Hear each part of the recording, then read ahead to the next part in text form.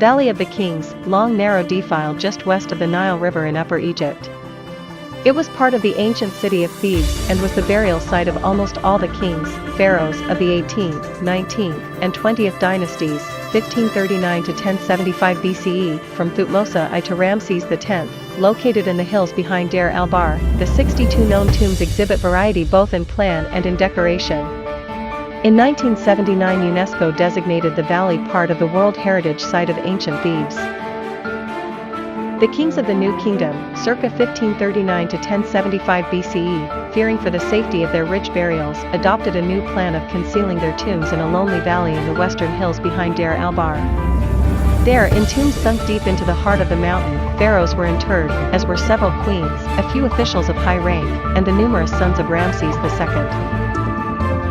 The plan of the tombs varies considerably but consists essentially of a descending corridor interrupted by deep shafts to baffle robbers and by pillared chambers or vestibules. At the farther end of the corridor is a burial chamber with a stone sarcophagus in which the royal mummy was laid and stored chambers around which furniture and equipment were stacked for the king's use in the next world. The walls were in many cases covered with sculptured and painted scenes depicting the dead king in the presence of deities, especially the gods of the underworld, and with illustrated magical texts similar to those found in funerary papyri, designed to help him on his journey through the nether region. There were a number of these texts. They represent differing but not necessarily conflicting views of the afterlife, in which the king had to undergo trials and surmount perils.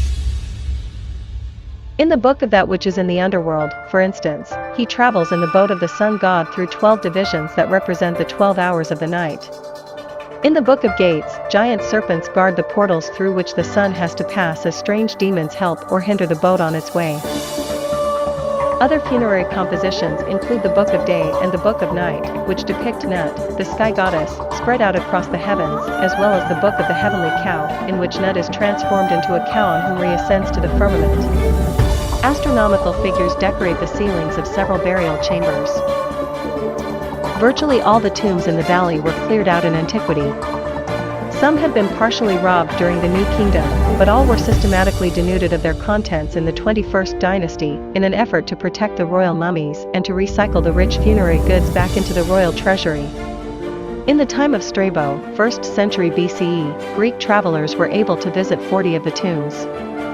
Several tombs were reused by Coptic monks, who left their own inscriptions on the walls.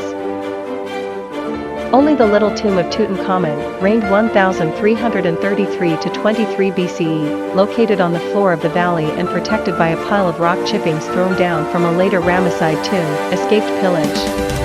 The wonderful treasures that were exhumed from Tutankhamun's tomb in 1922, and that now reside in the Egyptian Museum in Cairo, vividly indicate how rich the burial of a great pharaoh of the empire's heyday must have been.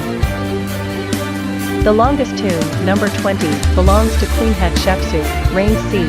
1472 to 58, whose burial chamber is nearly 700 feet, 215 meters, from the entrance and descends 320 feet, 100 meters, into the rock.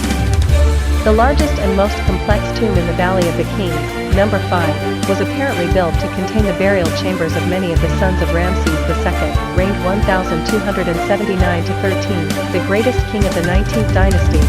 This tomb, which had been previously discovered but dismissed as insignificant, was again located in the late 1980s and partially excavated in the 1990s. The uppermost of the tomb's 2 levels contains a central pillared hall and various corridors leading away to dozens of chambers.